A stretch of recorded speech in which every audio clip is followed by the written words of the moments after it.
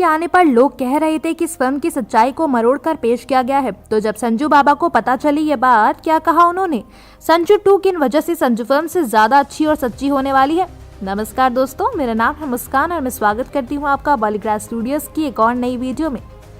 वहीं आज हम बात करने जा रहे हैं फिल्म संजू 2 के बारे में। संजू फिल्म देखिए पसंद तो किसी को नहीं आई थी, पर हाँ इसने काफी हार्श रिव्यू भी इकट्ठा किए थे। बहुत से लोगों का ये कहना था कि ये फिल्म कुछ ऐसी है कि इसमें सिर्फ संजय दत्त की कंट्रोवर्सी से भरी लाइफ को सीधा दिखने का काम किया गया है। बस उनके जीवन की जितनी भी गलतियां थी उन्होंने उन्हें जेल तक भिजवा दिया। सभी किसी और के कारण हुई थी, जैसे कि उनकी ड्रग्स की दिक्कत, उनके बेकार दोस्त की वजह से जिसका किरदार जिम सर्ब ने निभाया था, उनके ऊपर टाटा लगना, किसी बहुत बड़ी कंफ्यूजन की वजह से उनके AK-47 के साथ पकड़ा जाना, इसीलिए कि वे अपने परिवार को बचाना चाहते थे कुछ गुंडे मवालियों से इत्यादि। और हाँ, कुछ बातें इसमें से सच में आपत्तिजनक इसीलिए लगती हैं क्योंकि अपने इंटरव्यू में खुद संजू बाबा ने ही बहुत बार कुछ बातें ऐसी की हैं जिनसे ये फिल्म में दिखाई बातें गलत लगती हैं। इनका एक उदाहरण ये होगा कि वे बहुत ही हार्ट टू हार्ट इंटरव्यू में जब इनके AK-47 वाली घटना की तरफ इशारा करके सवाल पूछा गया था तो इन्होंने खुद ये बात मानी थी कि इन्हें बंदूक जमा करने का शौक है और ये इनके कलेक्शन में एक और जुड़ाव बनने के लिए मंगवाई गई थी। ये तो बस एक बार की बात है जब मैं बात आपको बता रही हूँ, पर ऐसा और भी कई इंटरव्यूज में हो चुका है जिससे लोगों को संजू की फिल्म की क्रेडिबिलिटी पर शक होता है।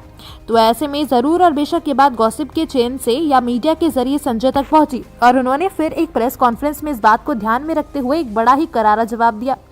इसका ये कहना था कि ये फिल्म आखिर ऐसा तो नहीं था कि उन्होंने खुद फंड्स की थी, बल्कि इसे राजकुमार हिरानी और विधु विनोद चोपड़ा जैसी हस्तियों ने निर्मित किया था।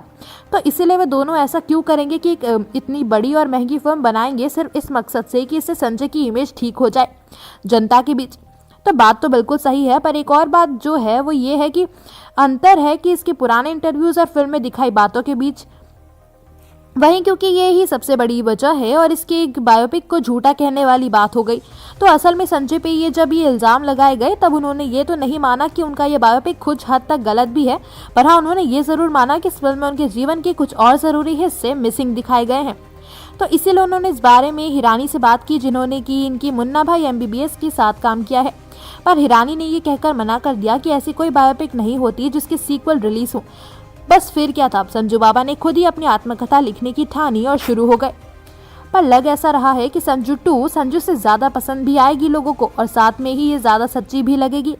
ऐसा इसीलिए क्योंकि पहली बात ये तो खुद संजय दत्त द्वारा लिखित होगी, यानी कि संजू बाबा के जीवन की कहानी समझिए हमें फर्स्ट हैंड सुनने को मिलेगा, ना कि किसी और की लिखी हुई। बस ऐसा लगेगा जैसे कि वह खुद की हमें अपनी कहानी सुना रहे हैं।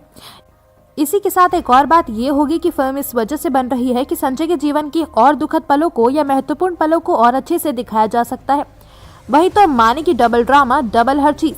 तो ये हो सकता है कि और इमोशनल कहानी हो और इसीलिए और भी ज्यादा दिल को छू देने वाली हो। ऊपर से ये भी हो सकता है कि दर्शक संजय दत्त वाले किरदार से रिलेट करने लगे और उससे ये फिल्म और भी उन्हें पसंद आए। तो दोस्तों आज के लिए बस इतना ही। अब अलविदा बोलने का वक्त आ गया है। अगर आपको ये वीडियो पसंद आया हो तो इस वीडियो को लाइक करें, शेयर करें और सब्सक्राइब करें हमारे चैनल बॉलीग्राज स्टूडियोज को। आज की हमारी स्क्रिप्ट लिखी है प्रणामिका ने।